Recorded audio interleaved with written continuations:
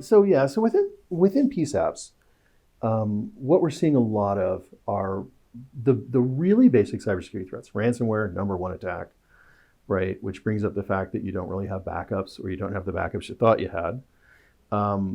And all ransomware is ransomware is an attacker comes in, gets in somehow, however they get in, and they just encrypt everything. And so, the point of this is that by encrypting everything, they then ransom it back to you, right? So I've encrypted all of your critical data, I've encrypted all of your path to function, and I say, basically, give me $10,000 and I'll give you your data back. I'll let you get back online. So what's interesting, and what we're seeing a lot of, and if you dig at it, because most of this isn't reported, right? But what we're seeing a lot of is that the ransomware attackers are now doing research. How much cyber insurance does this place have? Oh, this place has $250,000 in cyber insurance with a $10,000 deductible. Excellent. I'm going to encrypt everything in sight. I'm going to charge you $240,000 to decrypt it, which allows you to file your cyber insurance claim minus your deductible and get your money back. So, hey, let's go. And this is devastating, right? I mean, it's funny because it's funny in a way, but it's absolutely devastating. The PSAP, because you've lost function, you've lost your data, you may have lost very critical data depending on what's in the PSAP, right? I mean, if you're just talking about call handling and call function, okay. But if you're talking about CAD, you have a lot more data in CAD. And if you're talking about maybe records and evidence, now you're talking about some really serious impacts on the data. You've also lost function or availability impact, which is obviously critical on both call taking and CAD dispatch. So, if you can't take calls, you can't dispatch, you're toast. And what do these guys do? They want money. They usually get it, right? The dirty little secret is that the vast majority of these are paid. And generally, and this is particularly annoying, they provide excellent customer service in getting you your data back, which is shocking in a way, is that they'll actually provide you good customer service and walk you through against like, it's not the way that's supposed to work. And then they wait and see if you leave the holes in your defenses open. Because, I mean, you had $250,000 of insurance, right? And your insurance comes up again in 12 months, see you again. And you just become something that they farm, because why not? And within this context, the loss of the ability to take process calls and dispatch, it's devastating. And so how do you fix this, right? First things first, it would be great if they didn't get in.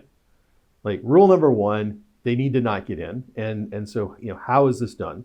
Traditionally, PSAPs were a walled garden, right? Popular phrase, which means that they never had any connectivity to the outside. But practically, that was always a little more not real than maybe real, because the PSAP was getting patches, was getting updates, was getting monitored from the outside, was getting, all of these take external connectivity.